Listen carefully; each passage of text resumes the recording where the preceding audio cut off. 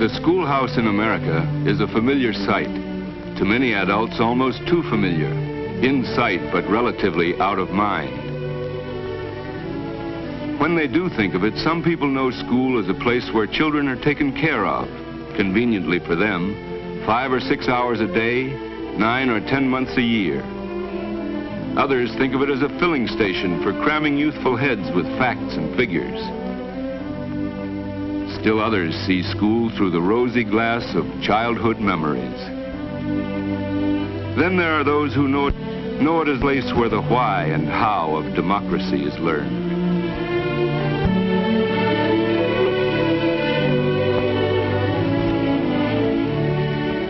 But what is democracy? Can a course be written on it? Is it more than a salute? More than a pledge? Greater than patriotism? What is this thing we call democracy? Do the buildings of the national capital give the answer? National structures exist in other nations, but democracy is not architecture. Democracy lives in the lives of our people. People like Senator Jeffrey Ames.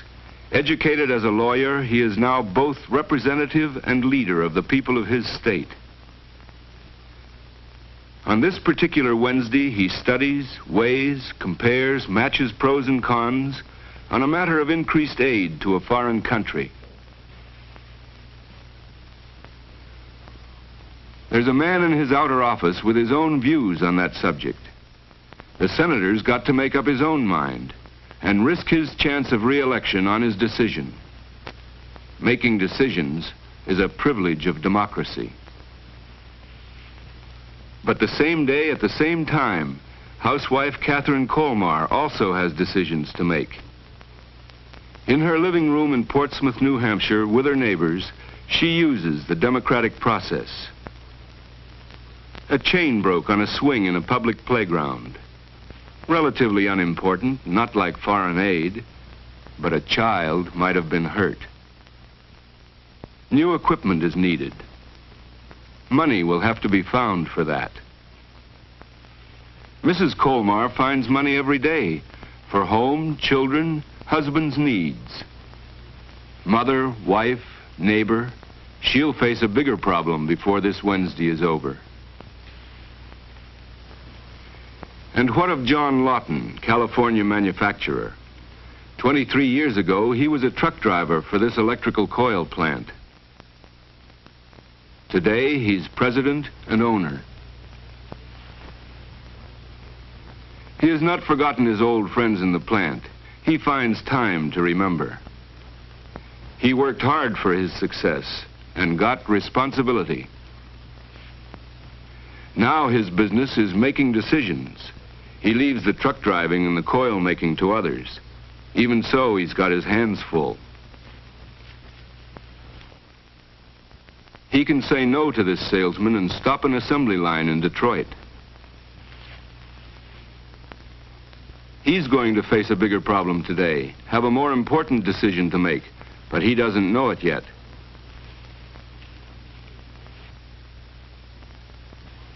Andrew Maley works in Lawton's plant. Came here about 5 years ago from a small farm, worked up to master machinist. He and Lawton aren't as well acquainted as some of the old-timers, but they're getting to know each other. Maley's respected by his fellow workers.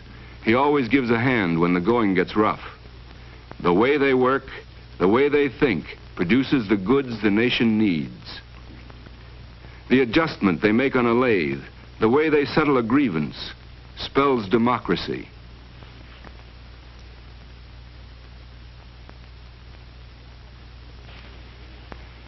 And Andrew Maley is also important to his family. Not just the paycheck he brings home or his love. No, his family affects the way he thinks, the way he makes decisions. And Fred Gorman, the farmer of Pennsylvania, are his decisions important? They are if the nation wants to eat. Mistakes by Fred Gorman and his fellow farmers could undermine the strength of the country. Their productivity, the rightness of their procedures, feed and sustain a whole people. What kind of training gave them the knowledge of the land?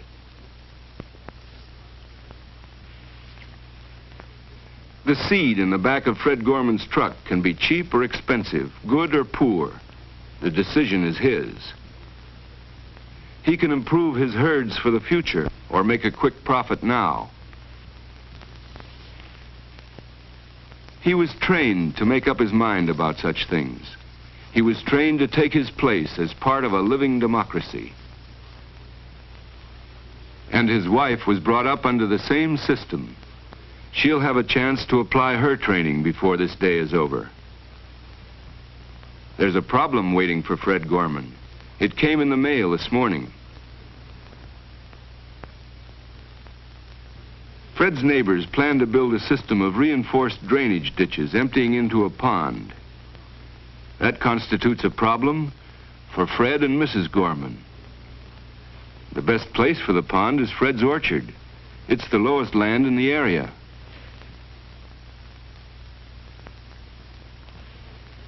The neighbors are asking Fred to come in on the project. He'll get better drainage too. But it also means that he'll have to give up his trees.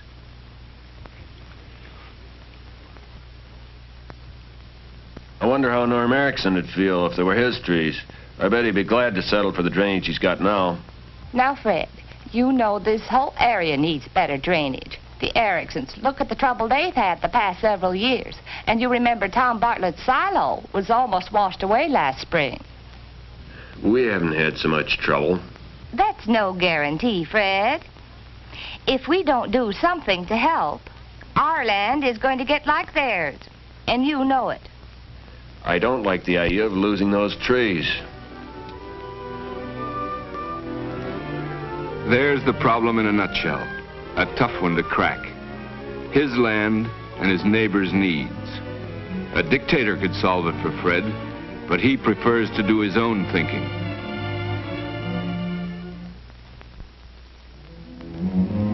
Andrew Maley is tackling a hard problem this afternoon. He's come to John Lawton's office to present his fellow workers' views on a pension plan. John Lawton has his own opinions on that subject. One thing they both know. They live in one world, and they were both taught to settle their problems in the world in which they find themselves.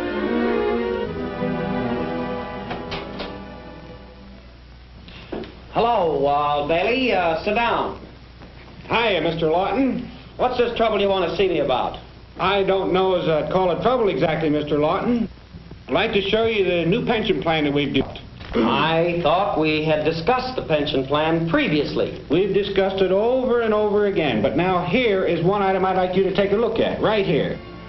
Certainly Lawton fights back, but he knows that there are two sides to an argument. And Maley argues to support the responsibility that the men have placed on him. Not yet friends, they may never like each other, but they'll sweat it out together. The problem is mutual, much is involved. The democratic way is involved, and both men were taught to seek objectivity.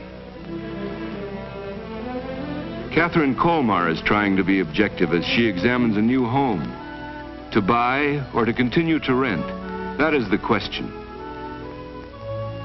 As she checks with the agent, she gathers all the facts and figures for this evening's discussion with her husband.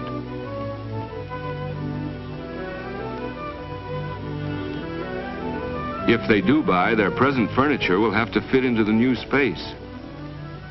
And do you know the dimensions of the living room? This room is a 15 by 10 room. Well, these figures sound pretty good. My, what lovely ivy on the house next door. Who lives there?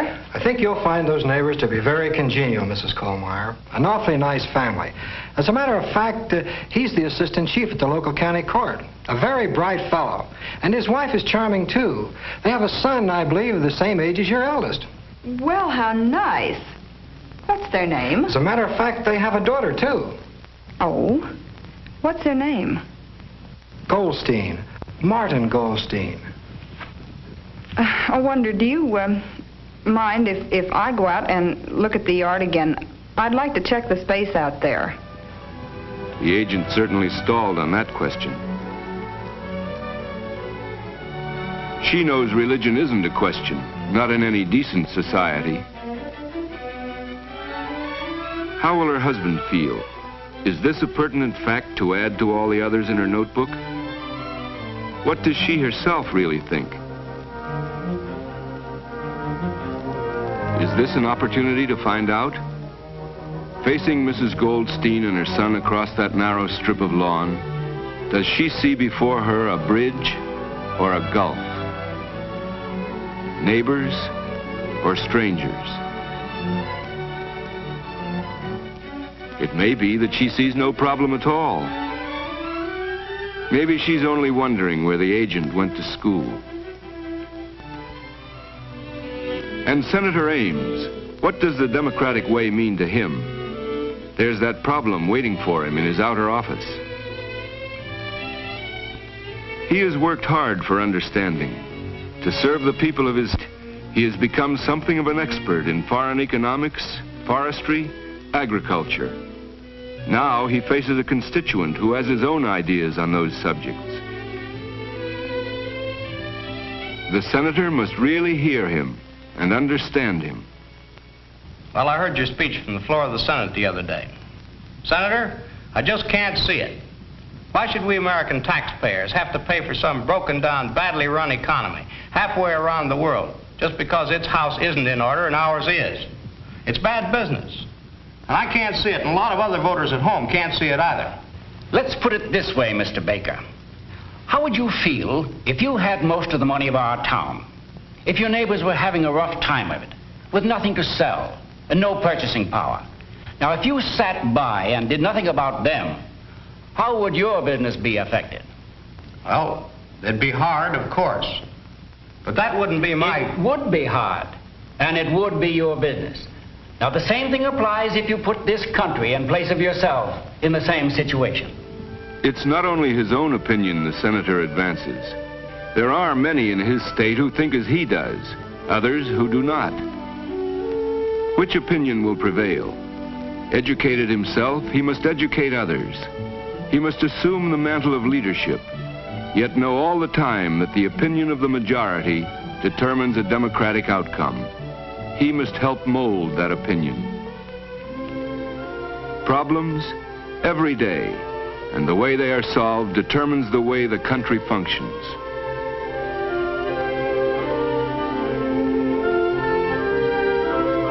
Dictate or discuss? The answer is clear. In this country, it is still possible to speak frankly on any given subject. A good merchant knows how to evaluate such public comments. He went to school. It is still possible to have freedom of choice. Problems every day. Yet there is an instinct to be civil and considerate of others.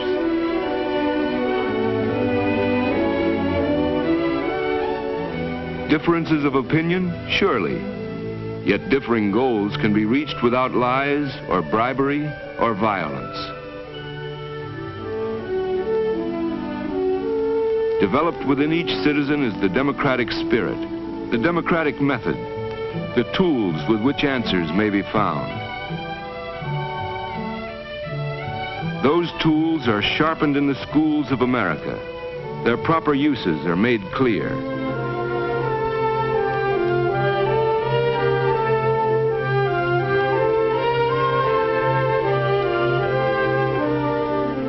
Learning to read is more than just that. A man must learn to recognize lies, know the danger of the half-truth. A citizen must be able to speak in his own fashion. Neil, would you like to read now?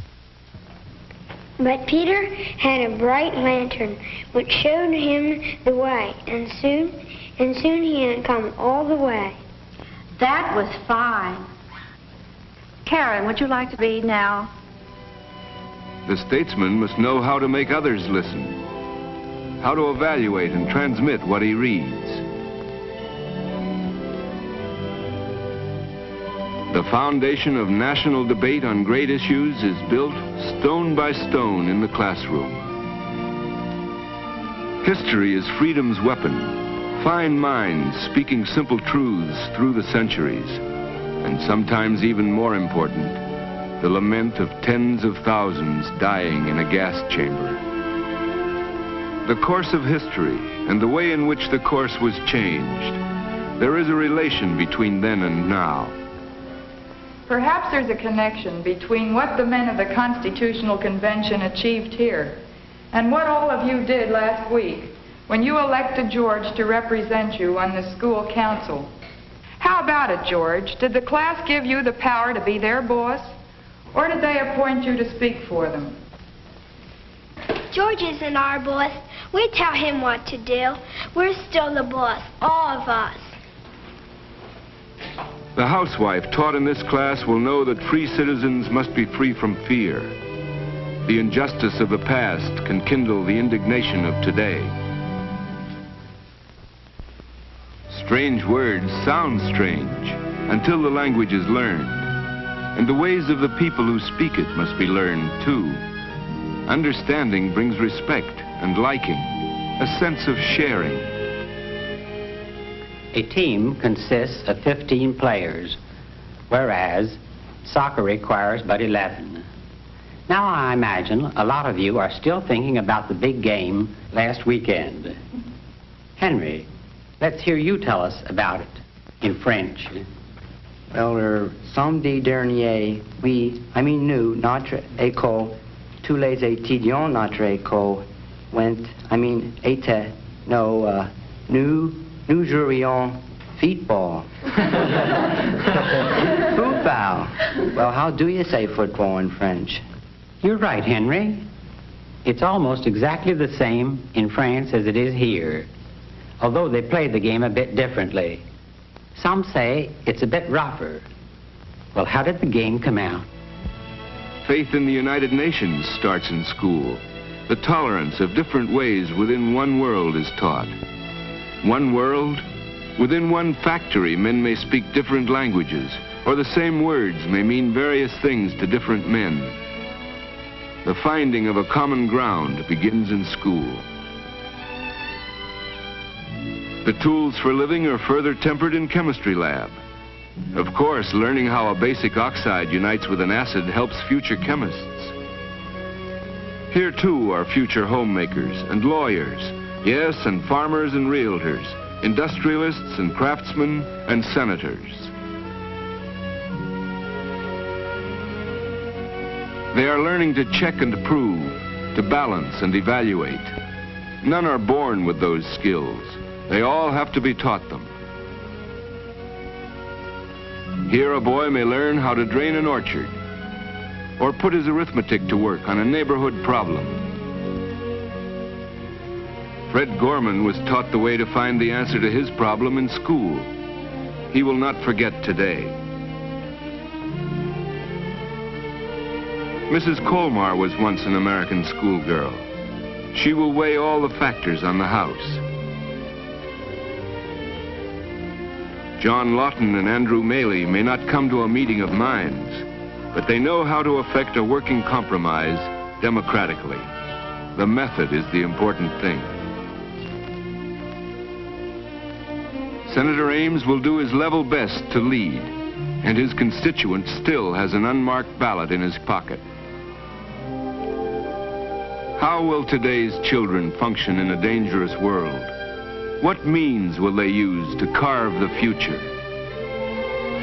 Will they be equipped to find the answers to tomorrow's problems? Will they be able to buy a house or run a farm?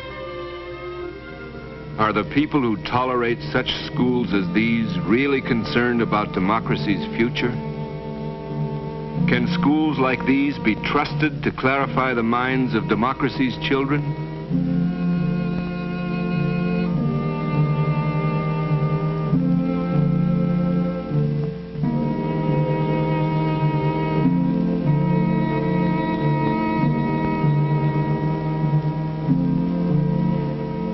There's a reasonable doubt that youngsters can find clarity in schools like this.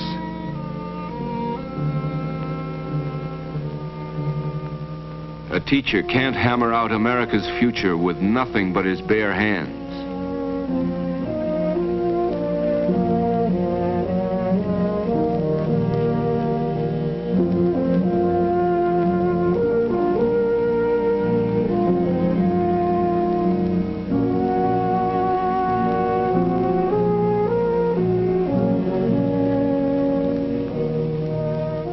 An overworked teacher has too much work to do, that's obvious.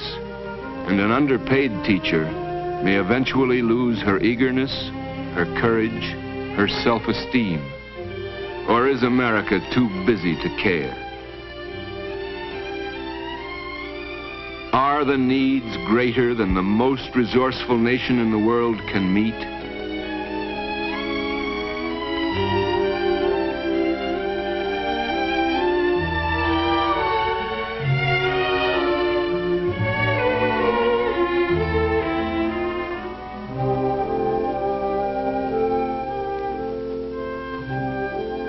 This classroom is a challenge to democracy. This teacher cannot be asked to meet that challenge alone.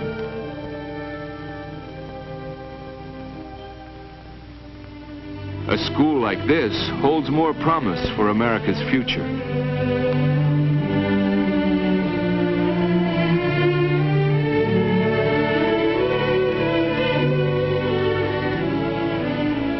Alert parents see to it that the school provides a chance for the youngsters to fulfill their potentialities.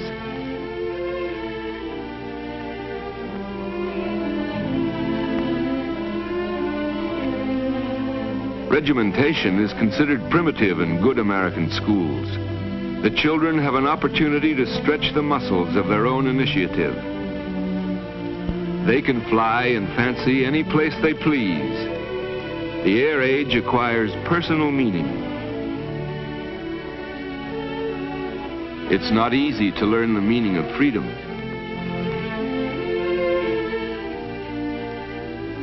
The youngsters are learning responsibility, gaining that all too necessary innate sense of right and wrong. In this nation, that's the right, according to the law, of every child. That right must be extended to more and more children every day. Rights. The right of access to information.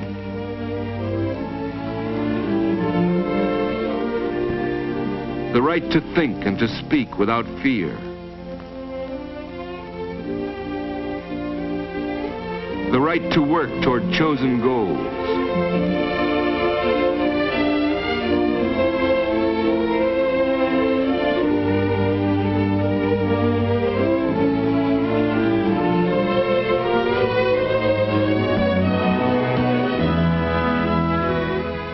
Children, yes.